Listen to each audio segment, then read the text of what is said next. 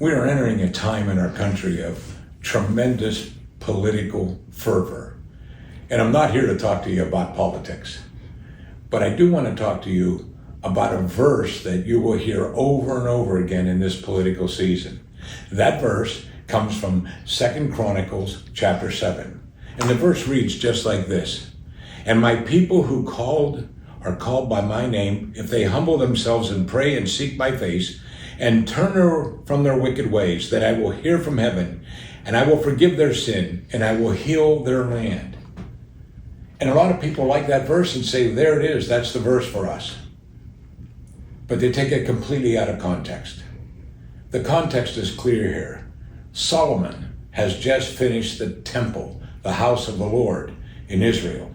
And in fact, in verse 12, the Lord appeared to Solomon at night and said to him, I have heard your prayer and chosen this place for myself as a new house of sacrifice.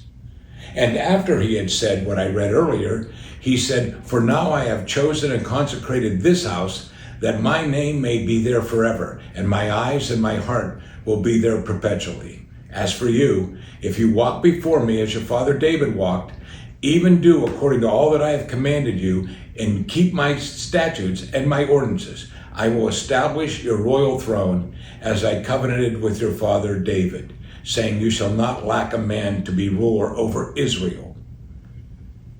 And then he ends that section. God speaks again and says, because they have forsook the Lord their God, the God of their father, who brought them out of the land of Egypt, they have adopted other gods and worshiped them and served them. Therefore, he has brought all this adversity to them.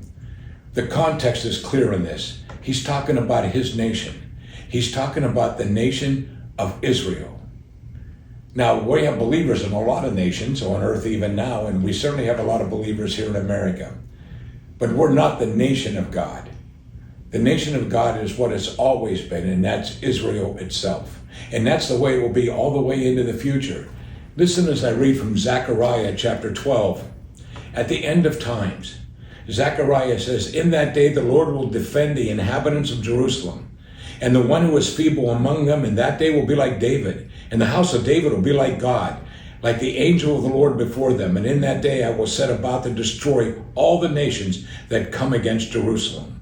And I will pour out on the house of David and on the inhabitants of Jerusalem the spirit of grace and supplication. So they will look on me whom they have pierced, and they will mourn for him as one mourns for an only son. And they will weep bitterly over him, like the bitter weeping over the firstborn. The land will mourn. At the end times, it shows something to us. What it tells us is this. Israel has been God's country, his land. It is today, and it will be forever, even to the end times. So please, when you use that verse, use it in its proper context and quit using it of saying this is God's promise to America.